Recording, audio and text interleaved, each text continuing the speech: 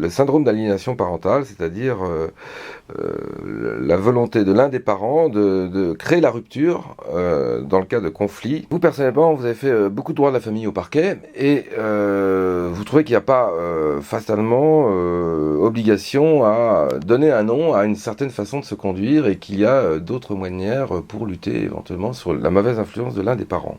Oui, c'est-à-dire que... Et que ça ne nécessite pas, excusez-moi, fatalement des expertises psychiatriques ou psychologiques. Si vous voulez, c'est l'expression syndrome d'aliénation parentale qui n'est pas une expression naturelle pour un magistrat. C'est-à-dire que c'est un terme médical ou psychologique ou psychanalytique ou psychiatrique qu'on utilise là, qui doit chez nous se traduire ou ne pas se traduire. Plutôt les anglo-saxons, d'ailleurs. Oui, tout à fait. Plutôt les anglo-saxons. Qui doit se traduire ou pas par une qualification pénale, par exemple, au pénal, ou par une atteinte à ce qu'on appelle l'autorité parentale en droit français de la famille. Alors, effectivement, moi, je ne dis pas du tout que ce comportement jusqu'au boutiste qui consiste pour un parent à le faire rompre son enfant de manière absolue avec l'autre parent, qui d'ailleurs a instillé chez lui presque une peur de son parent qu'on écarte. Je ne dis pas que ça n'existe pas. Que ça reste quand même rare. Je dis qu'à mon sens, ça reste marginal et c'est heureux parce que ce sont des parents qui, alors soit sciemment, détruisent leur enfant, mais ça me fait un peu penser à ce qui existe au pénal qu'on appelle le syndrome de Munchausen par procuration. Il y a des comportements comme ça, parentaux complètement dangereux pour les enfants. Moi, je dis pas que ça n'existe pas, mais je dis que ça n'est pas la majorité des atteintes à l'autorité parentale qu'on rencontre dans notre pratique quotidienne. Là où ces cas sont le plus inquiétants et le plus graves, c'est presque quand les parents sont de bonne foi et que ils se sont persuadés, à tort par exemple, que leur ex-conjoint est l'auteur ou de violences sexuelles sur leur enfant, et que du coup ils vont projeter quelque chose qu'ils ressentent sincèrement et donc très fort sur leur enfant qui va pouvoir donc il va être plus convaincant, c'est évident. Voilà, l'enfant sera plus convaincu et va effectivement se retrouver très affolé s'il doit se trouver en présence de l'autre parent. Alors, il y a une réponse qui peut être une réponse pénale de poursuite pour des délits, par exemple, de non-représentation d'enfant, qui consiste à ne pas confier son enfant à l'autre conjoint qui en a la garde. Mais il y a aussi une position que moi je trouve très, très logique et très heureuse de nombreux juges aux affaires familiales aujourd'hui, qui prennent en compte comme critère d'attribution de la garde d'un enfant la capacité qu'a un parent à laisser sa place à l'autre. Et si on hésite entre deux parents qui tous deux demandent la garde, eh bien on tâchera de donner l'enfant à celui des parents qui va le plus favoriser les relations avec le parent séparé. Comment un juge justement peut-il évaluer ça, cette capacité? Alors, quels sont les critères? Alors, quels sont les critères, si vous voulez d'abord... Si on est en absence par exemple, d'une expertise psychologique. Alors, d'abord, moi je ne dis pas forcément que le juge va marquer dans son expertise qu'il cherche un syndrome d'aliénation parentale, mais le juge peut missionner ou un expert ou un enquêteur social de rencontrer les parents et dans leur discours essayer... Alors, on peut toujours mentir, dissimuler, manipuler, mais on peut aussi savoir que les enquêteurs sociaux qui font ces enquêtes pour les juges aux affaires familiales sont des professionnels, souvent avec une formation psychologique sérieuses, qui vont dire, eh ben, nous, des entretiens qu'on a eus avec monsieur ou avec madame, eh ben, on pense que monsieur, par exemple, est plus prêt à faire de la place à son épouse, et ça peut être un des critères. Donc, les juges aux affaires familiales, outre les entretiens qu'ils ont eux-mêmes avec les personnes intéressées, ont aussi cette possibilité de se faire aider par des tiers, mais qui ne sont pas forcément des experts psychiatres, sur la réalité de cette prise en compte de l'autre parent par celui qui demande la garde. Et je pense que c'est une façon quand même très, très efficace et intelligente de lutter, j'ai envie de dire, à l'avance contre le développement de pareils syndromes. Alors d'après vous, c'est une des premières motivations du juge? Non, enfin dans tout ce qui est consentement mutuel, la première motivation va être l'accord des parents. Et on va dire qu'évidemment, ce qui est vrai d'ailleurs statistiquement, les enfants sont plus souvent confiés à leur mère qu'à leur père. je crois aussi, un juge aux affaires familiales vous le direz mieux que moi, mais que les mères, enfin les pères, ne demandent pas tant que ça la garde des enfants, et notamment petits.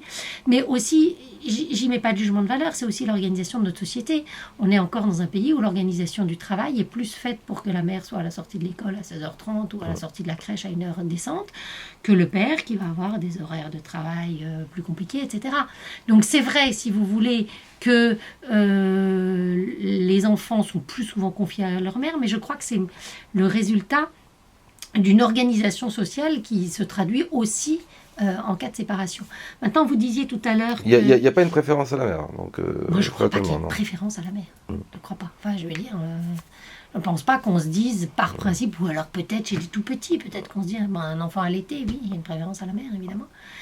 Mais quand vous disiez tout à l'heure, les divorces se passent de plus en plus mal, oui. Moi je ne suis pas tout à fait d'accord avec ça. Je crois que la banalisation du divorce fait qu'il y a quand même beaucoup de gens maintenant qui considèrent que leur vie sentimentale ou amoureuse ne durera pas toute leur vie avec le même conjoint. Et il y a quand même énormément de séparations qui se passent de façon relativement apaisée. Alors, je pense que c'est toujours compliqué. Pas conflit, je sais pas, dans le cadre où il y a des enfants. Hein. Ben, je ne suis pas sûre qu'il y ait plus de conflits qu'avant. C'est plus compliqué, bien sûr. Mais c'est toujours évidemment plus compliqué s'il y a des enfants. Mais je ne crois pas que par rapport à il y a 20 ans, quand il y avait des enfants, je ne crois pas que les séparations maintenant soient plus compliquées. D'abord et tout simplement parce que le divorce est quand même... entrer dans les mœurs, que c'est moins une honte qu'autrefois, qu'on considère plus qu'on aura plusieurs unions dans sa vie et que c'est assez normal, et que regardez le succès entre guillemets des familles recomposées, c'est quand même pas quelque chose, c'est quelque chose qui est relativement nouveau, et il y a aussi, et c'est heureux, beaucoup de séparations dans lesquelles les gens retrouvent assez rapidement, après une période parfois troublée, un équilibre avec les enfants de leur nouveau conjoint, etc. Donc je crois aussi, et c'est bien normal que dans ce domaine, comme ailleurs, on ne parle pas des situations qui se résolvent bien, et des très nombreux enfants du divorce qui trouvent à peu près leur compte, et qu'effectivement on peut aller jusqu'à des situations extrêmement dramatiques comme celle que vous avez évoquée. Oui, alors est-ce que vous pensez qu'il y aurait besoin d'une amélioration du code pour une meilleure prise en compte de ce syndrome? Oui, d'une certaine attitude. Vu les conséquences que ça peut avoir pour les enfants plus tard. Non, mais évidemment que ça a des conséquences dans leur vie d'adulte. Oui, voilà. ça, c'est sûr que la construction d'un enfant à qui on explique que que l'ex-conjoint est forcément un mauvais objet et qu'il va lui un faire abominable, du mal. voilà. Oui, c'est affreux, c'est vrai. Sans aller dans les excès de dénonciation sur l'inceste. Hein. Non, mais même sans aller jusque-là. Simplement, je crois que l'arsenal judiciaire, il existe déjà. Alors après, on peut dire les gens ne sont pas assez sensibles à cette réalité, mais je ne crois pas que ce soit le cas. Moi, j'ai vu, pas très souvent, une fois, je suis sûre, une peine d'emprisonnement ferme prononcée contre une mère pour une rétivité absolue à donner son enfant à l'autre parent. Maintenant, c'est évidemment le genre de sanction qu'un tribunal va peser très lourdement parce que c'est aussi compliqué pour un enfant que de voir sa mère envoyée en prison sur le dos de son père. Donc, c'est un domaine dans lequel je crois qu'il faut d'abord chercher d'autres voies qui sont quand même de plus en plus développées, et la médiation familiale qui nous est venue aussi beaucoup d'outre-Atlantique et du Canada notamment, est quand même toujours, à mon avis, et pour l'enfant, une voie préférable si elle réussit.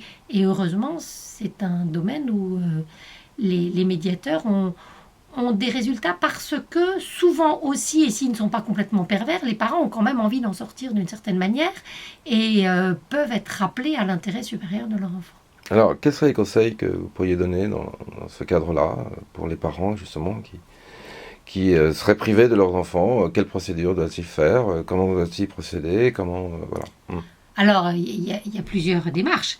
D'abord, j'ai envie de dire, parce que les gens ont l'air de le perdre de vue, que quand on a ce genre de conflit avec son ex-conjoint, la première solution est peut-être d'abord d'essayer de s'arranger avec lui.